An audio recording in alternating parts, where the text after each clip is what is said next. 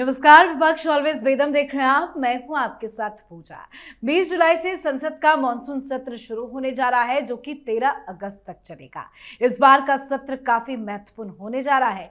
एक तरफ प्रधानमंत्री नरेंद्र मोदी के नेतृत्व वाली एनडीए सरकार कई बड़े और महत्वपूर्ण विधेयकों को संसद में पेश करने की तैयारी में है, तो दूसरी तरफ कांग्रेस हर मोर्चे पर घेरने की रणनीति बनाने में सरकार को जुट गया है। सत्र शुरू होने से पहले ही सियासी हलचल भी तेज है। कांग्रेस ने आज सोनिया गांधी के आवास पर कांग्रेस संसदीय रणनीति समूह की अहम बैठक बुलाई है, जिसमें राहुल गांधी, मल्लिकार्जुन खड़गे और पार्टी के वरिष्ठ नेता संसद में उठाए जाने वाले मुद्दों और सरकार के खिलाफ अपनाई जाने वाली रणनीति को अंतिम रूप देंगे। वहीं 19 जुलाई को केंद्र सरकार ने सर्वदलीय बैठक बुलाई है, जिसमें सभी राजनीतिक दलों के साथ सत्र का एजेंडा साझा किया जाएगा और सदन को सुचारू रूप से चलने के लिए सहयोग मांगा जाएगा। लेकिन राजनीतिक संकेत बता रहे हैं कि विपक्ष टकराव के मूड में है। कांग्रेस और उसके सहयोगी दल कई राष्ट्रीय और राजनीतिक मुद्दों को लेकर सरकार को घेरने की तैयारी कर रहे हैं और संसद में जोरदार विरोध और हंगामे की रणनीति भी बना रहे हैं। पर इस बार का सत्र इसलिए भी और ज्यादा दिलचस्प है क्योंकि जो सांसद, जो पार्टियां संसद में मोदी सरकार के खिलाफ खड़े रहती थी, वो इस बार एनडीए के साथ खड़ी नजर आएगी। तो संसद के मॉनसून सत्र को लेकर विपक्ष में क्या कुछ चल रहा है, क्या है विपक्ष की तैयारी, आज इसी पे चर्चा करेंगे। मेरे साथ स्टूडियो में मौजूद हैं कैपिटल टीवी के editor in chief doctor Manish Kumar और एग्जीक्यूटिव एडिटर राजीव जी। आप दोनों का बहुत बहुत स्वागत है। धन्यवाद। सर, संसद के मॉनसून सत्र को लेकर क्या है विपक्ष की रणनीति? विपक्ष है कहाँ? राहुल गांधी की तो स्थिति ऐसी होने वाली है जो शोले फिल्म में अंग्रेज जमाने के जो जेलर थे, आधा इधर आधा उधर, बाकी सब मेरे साथ, कोई है ही नहीं पीछे। कांग्रेस पार्टी बैठक कर रही है, मुद्दे को तय कर रही है। आज सोनिया गांधी के यहाँ विपक्षियों की बैठक होने वाली है। आप देखिएगा, बड़े बड़े लीडर नहीं आए, खाना पूर्ति के लिए कुछ कुछ भेज दिया जाएगा। कारण यह है कि लोग राहुल गांधी की रणनीति से, उसके लीडरशिप से परेशान हो गए। अमित शाह और भारतीय जनता पार्टी के लीडर शरद पवार से बातचीत चल रही है, डीएमके से बातचीत चल रही है, टीएमसी टूट गई, आम आदमी पार्टी टूट गई। कांग्रेस पार्टी क्या कर रही है? बचे खुचे लोग जो है उससे झगड़ रही है, डीएमके से झगड़ रही है। अखिलेश यादव के ऊपर ऐसा हमला कर दिया, अखिलेश यादव परेशान है कि भाई ये तो जैसे ममता को हरवाया, जैसे ये तेजस्वी को हरवाया, मुझे भी लेके डुबा देगा।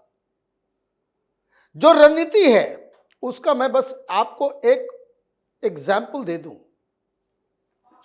कि राहुल गांधी सुधरने वाले नहीं है। कल खबर आई कि ओम बिरला के पास इन्होंने एक एप्लीकेशन दिया और 3 लीडर गए ओम बिरला से मिलने। पता है किस लिए? उस काम के लिए जिसके लिए उनको सस्पेंड किया गया था कि आप जाइए बाहर। पोस्टर, बैनर यही लेकर के आए थे, बार बार मना किया गया। अभी प्रीएम्प्ट कर रहे हैं, जाकर के पहले ही वो एप्लीकेशन दिया है, ओम बिरला से बातचीत की है कि राहुल गांधी कुछ तस्वीर, कुछ डाटा, कुछ रिसर्च पेपर लेकर के जाना चाहते हैं। ये अलाउड नहीं है। आपको कोई चीज को बाकायदा आपको रखना है। जब मांगा गया तो आपने दिया नहीं। नरवणे की किताब को लेकर के तमाशा इतना कर दिया, वो छपी नहीं। अब फिर आप वही काम करना चाह रहे हो, तो ये एप्लीकेशन आने का मतलब क्या है?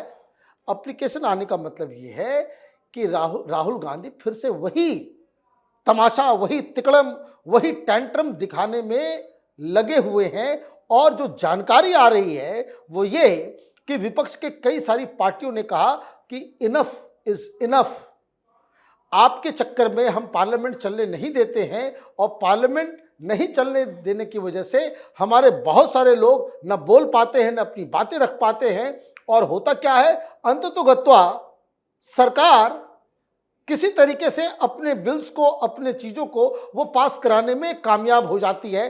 तो ये राहुल गांधी के लिए सबसे बड़ी चुनौती है।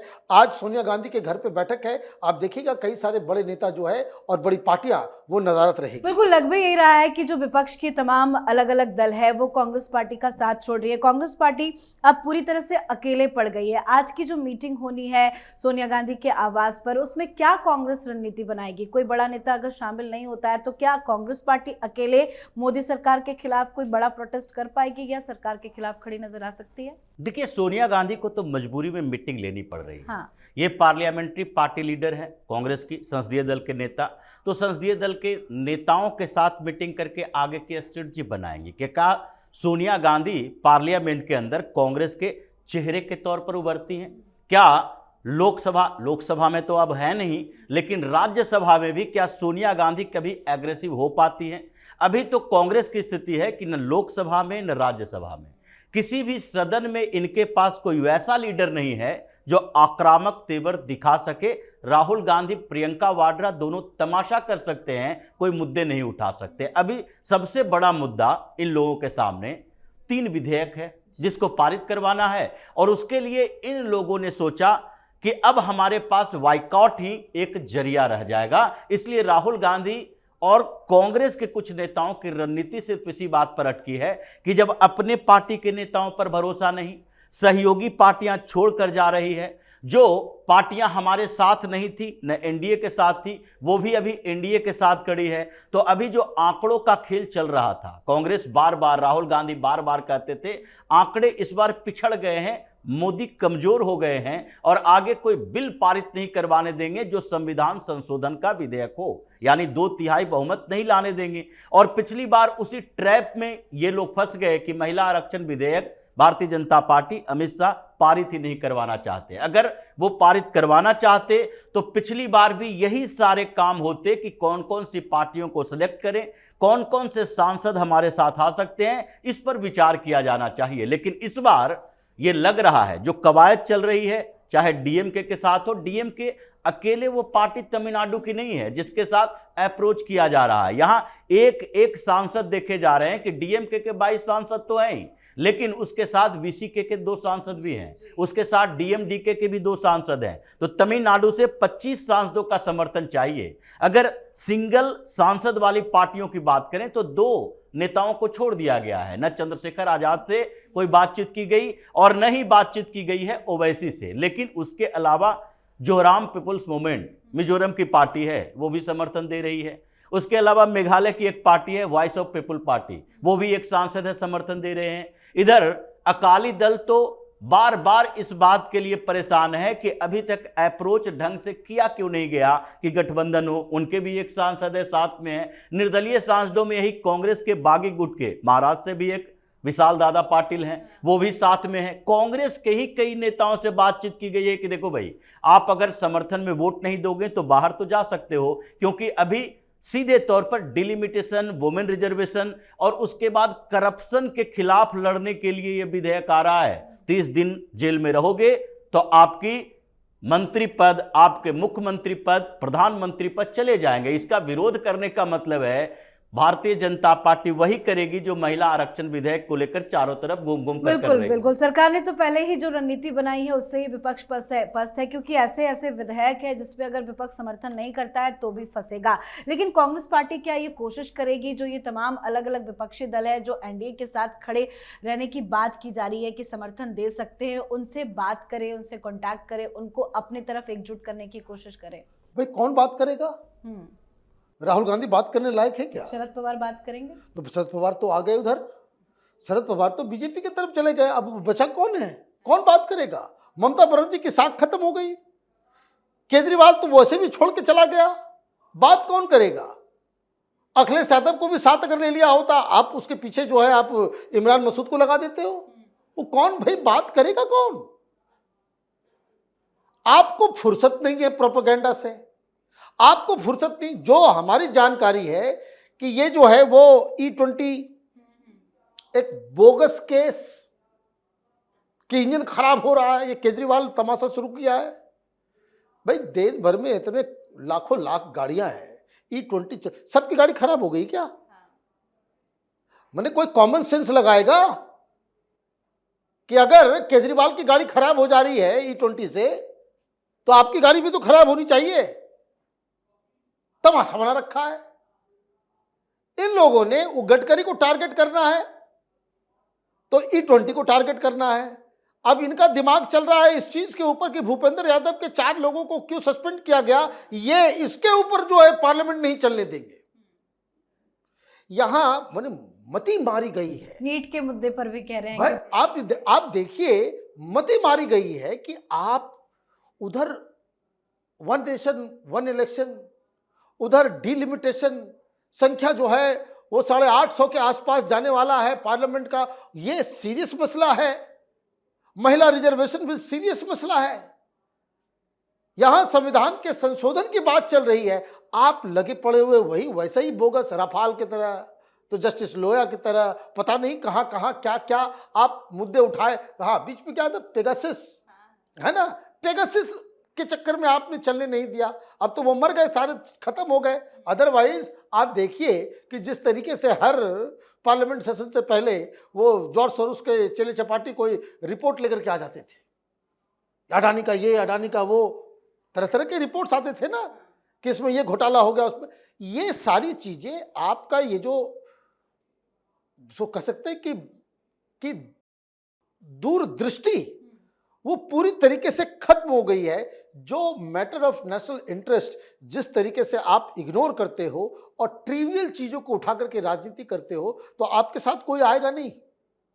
इस बार विपक्ष की बहुत सारी पार्टियां वो राहुल गांधी के साथ वो प्लकार्ड लेकर के बाहर नजर नहीं आएगी, ये बिल्कुल साफ साफ नजर आ रहा तो है। क्या मुद्दे इनके पास बचे हैं? पुराने कुछ मुद्दे हैं, कुछ ऐसे नए मुद्दे हैं जिनका कोई लेना देना नहीं है, बेफजूल के मुद्दे हैं। राहुल गांधी क्या कोई मुद्दा इस बार उठाएंगे? क्या रणनीति बन रही है कांग्रेस के भीतर? देखिए, राहुल गांधी कोई नया मुद्दा तो लेकर नहीं आएंगे, लेकिन उमर अब्दुल्ला लेकर आ रहे हैं। अब राहुल गांधी उनका सपोर्ट करें, क्योंकि वो तो कह रहे हैं परमिशन नहीं मिल रहा।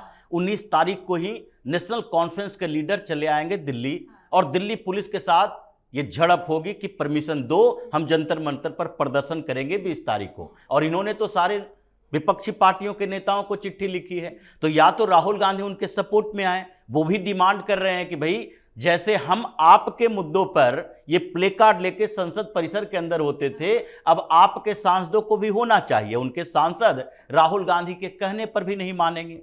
राहुल गांधी के पास 3-4 मुद्दे हैं, और इसीलिए संसद सत्र से पहले ये कोशिश कर रहे हैं छात्रों की गूंज एक कर ले, देहरादून में चले जाएं, और उसके बाद यही नीट का मुद्दा उठाएं। नीट का परिणाम आ चुका है, अब एडमिशन की प्रक्रिया शुरू हो गई है, काउंसलिंग हो रहा है, और आप अभी पुराने पेपर लीक पर अटके हुए हो, टीईटी पर अटके हुए हो। जैसे कि कांग्रेस की सरकारों के समय में नीट हुआ नहीं करता था, लेकिन मेडिकल एंट्रेंस एग्जामिनेशन में किसी भी स्टेट ऐसा नहीं था जहां पर से वहां धांधली नहीं होती थी। बिहार में तो रंजीत डॉन पैदा हो गया था, जिसने हर मेडिकल कॉलेज में अपने लोग भर्ती करवा कर रखे हुए थे।